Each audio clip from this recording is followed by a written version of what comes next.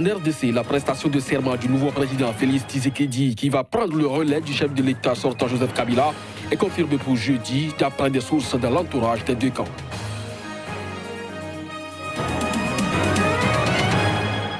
En Tunisie, le dirigeant de la centrale syndicale UGTT, engagé dans un bras de fer inédit avec le gouvernement tunisien, se veut flexible. Noureddine Taboubi assure être ouvert au compromis.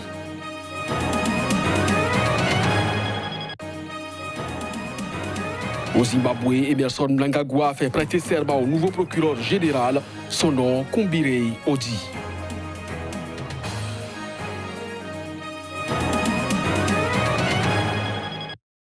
C'est là le principal sommaire de cette édition. Mesdames, Messieurs, bonjour et bienvenue.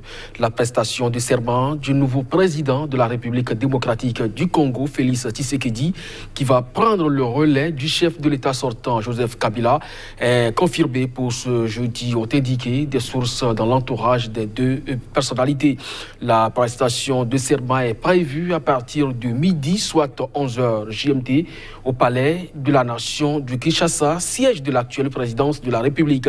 C'est d'ailleurs la première passation pacifique de pouvoir d'un président à l'autre depuis l'indépendance de l'Est-Congo belge, proclamée dans ce même palais de la Nation le 30 juin 1960. Nous reviendrons sur cette cérémonie dans nos prochaines éditions de la journée. Le président du Zimbabwe, Emerson Mnangagwa, a fait prêter serment au nouveau procureur général, son nom Kumbire Odi. Retour ici sur les images de la cérémonie.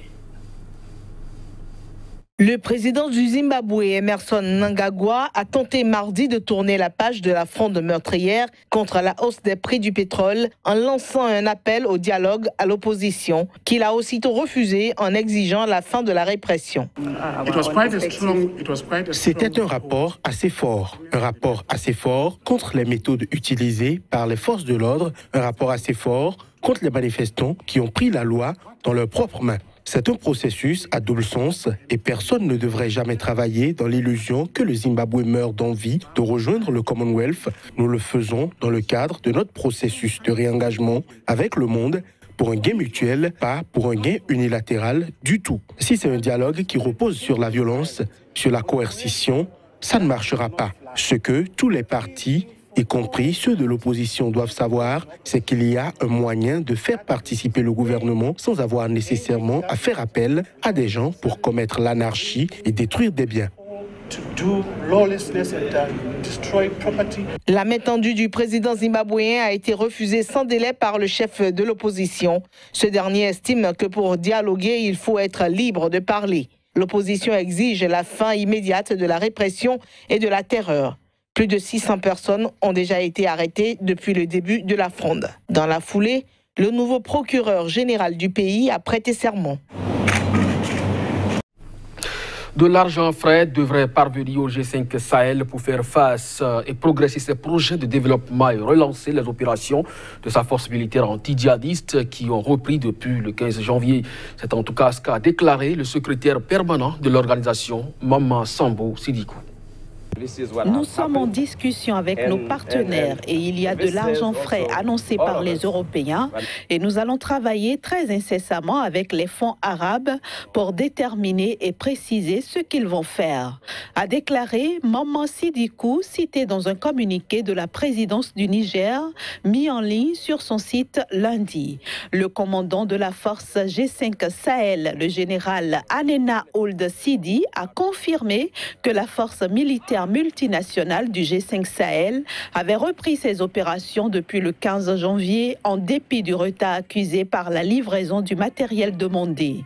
Sidikou et Ould Sidi ont été reçus lundi par le président nigérien Mahamadou Issoufou, président en exercice du G5 Sahel. Cette reprise des opérations de la force conjointe avait été annoncée dimanche par la ministre française des Armées, Florence Parly. Après une lente montée en puissance la force constituée par les 5 États du Sahel, Mauritanie, Mali, Niger, Burkina Faso et Tchad, et qui doit atteindre 5000 hommes à pleine capacité, avait connu un coup d'arrêt avec l'attaque de son QG le 29 juin 2018 à Sévaré, dans le centre du Mali. Les 5 États ont relancé parallèlement les appels à la communauté internationale pour que les quelques 420 millions d'euros de dons promis à la force soient versés. Les chefs d'État du G5 Sahel doivent se réunir en sommet à Ouagadougou le 5 février. Le président sud-africain Cyril Ramaphosa a promulgué avant les élections de mai 2019 une loi sur le financement des partis politiques. Saluée ce mercredi par une ONG, elle renforcera considérablement la transparence dans un pays miné par la corruption. Les précisions.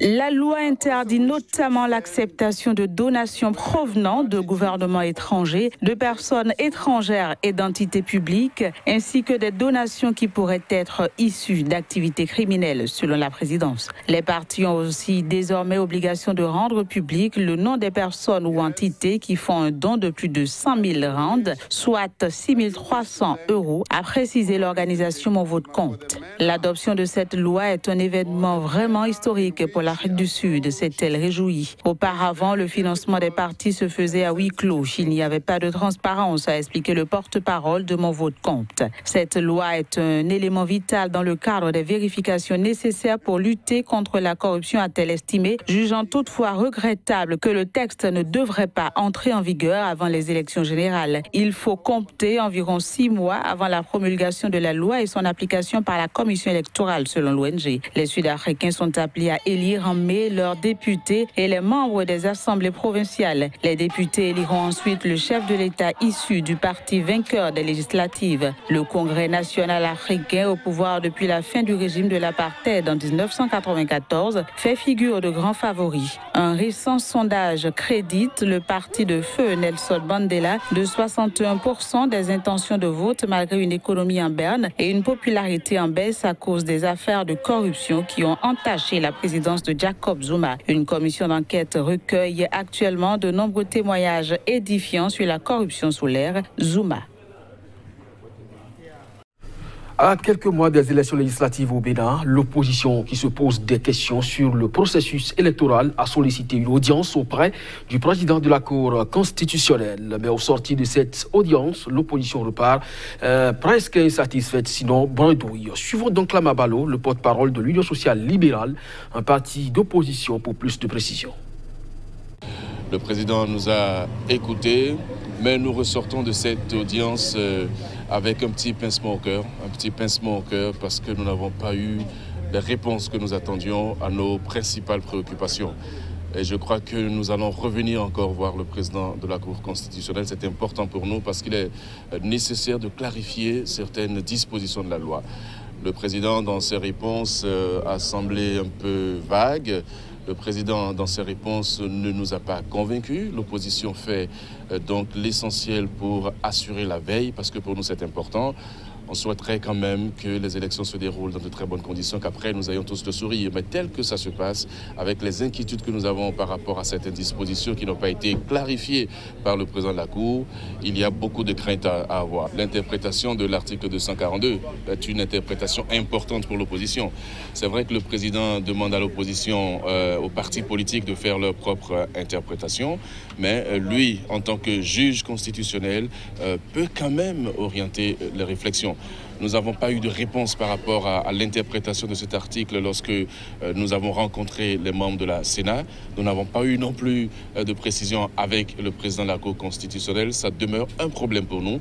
Il est important, avant même d'aller aux élections, qu'on nous clarifie la situation de l'article 242, qui est un article qui parle justement de l'attribution des sièges. Vous comprenez que c'est important pour nous et notre démarche n'a pas eu satisfaction auprès du président de la Cour constitutionnelle. Nous en sommes déçus. En Tunisie, le dirigeant de la centrale syndicale UGTT, engagé dans un bras de fer inédit avec le gouvernement tunisien, se veut flexible. Noureddine Taboubi assure être ouvert au compromis, mais pas toutefois n'importe quel prix. Il a dit bien sûr, un peu pas de compromis à n'importe quel prix. On l'écoute. Après le succès de la mobilisation du 17 janvier qui a en partie paralysé l'activité en Tunisie, l'UGTT vient d'appeler à une nouvelle grève générale les 20 et 21 février dans le secteur public. Il s'agirait de la 3e depuis novembre dans ce pays où les fonctionnaires et les salariés des entreprises publiques représentent près d'un quart de la population active. Nous avons annoncé une nouvelle grève dans un mois, tout en espérant que nous arriverons à trouver un compromis. Nous optons pour un accord, mais pas à n'importe quel prix. Nous aussi, nous avons nos adhérents, nous avons des pressions de la base.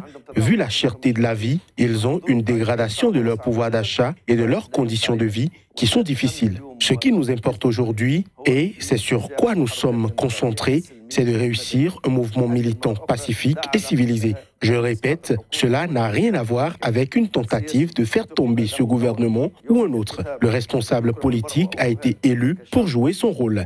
Le jour J, c'est le peuple tunisien qui demandera des comptes en fonction du bilan présenté. Le grand malheur, c'est que les institutions internationales et les quelques amis de la Tunisie parlent de la Tunisie comme un modèle de transition démocratique, mais cela ne reste qu'un simple slogan, pas plus. Ils ne proposent pas de contribution réelle pour sauver l'expérience tunisienne, pour qu'elle reste un vrai exemple. Les mouvements à répétition dans le secteur de l'éducation ont valu à la Tunisie des critiques et l'interruption massive des services publics le 17 janvier a semé le chaos dans les aéroports. En Thaïlande auront lieu le 24 mars les élections législatives. Un scrutin très attendu puisqu'il s'agit du premier depuis le coup d'État qui a porté une junte militaire au pouvoir. Nous étions en 2014. La commission électorale de Thaïlande s'est réunie mercredi et a fixé au 24 mars la date des élections législatives. Ces dernières avaient été repoussées à de multiples reprises par les militaires ultra-royalistes au pouvoir. Mais le calendrier s'est accéléré mercredi avec la publication d'un décret du roi Maya annonçant la tenue prochaine du scrutin. La junte militaire a ensuite suggéré à la commission électorale de ne pas choisir une date trop proche du couronnement du roi, prévu du 4 au 6 mai, un événement historique. C'est la date qui est assez flexible et qui devrait être bénéfique pour toutes les personnes concernées. C'est la raison principale pour laquelle nous avons décidé de choisir cette date.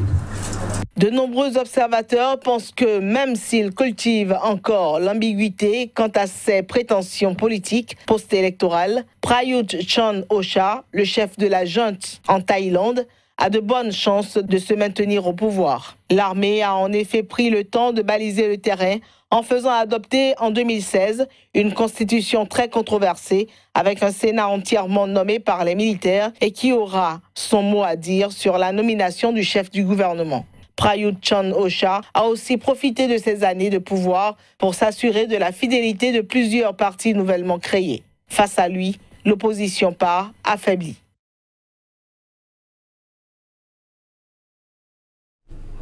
Patrice Edouard Ngaï-Soda est dans de beaux draps. Le patron du football centrafricain milicien, arrêté à mi-décembre en France, a été transféré mercredi à la Cour pénale internationale. Il est soupçonné de crimes contre l'humanité et crimes de guerre présumés. Reportage.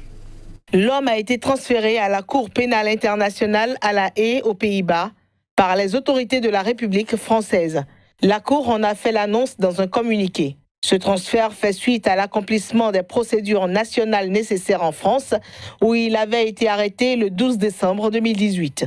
Patrice Edouard, âgé de 51 ans, est soupçonné d'avoir commis ou aidé à commettre des crimes de guerre et crimes contre l'humanité dans l'ouest de la République centrafricaine entre septembre 2013 et décembre 2014. Malgré un lourd passif dans son pays à la tête des milices anti-Balaka, Patrice Edouard Ngaï-Soda, qui fut un éphémère ministre des Sports en 2013, avait été élu en février 2018 au comité exécutif de la Confédération africaine de football. Il est aussi président de la Fédération centrafricaine de football. Fin décembre, la Cour d'appel de Paris avait donné son feu vert à la remise de Ngaï-Soda à la CPI, qui avait délivré un mandat d'arrêt le visant au début du même mois. La date de sa première comparution devant la Cour pénale internationale sera prochainement annoncée. C'est la fin de cette édition. Merci de rester fidèle au programme de SICA. Très bonne journée à vous.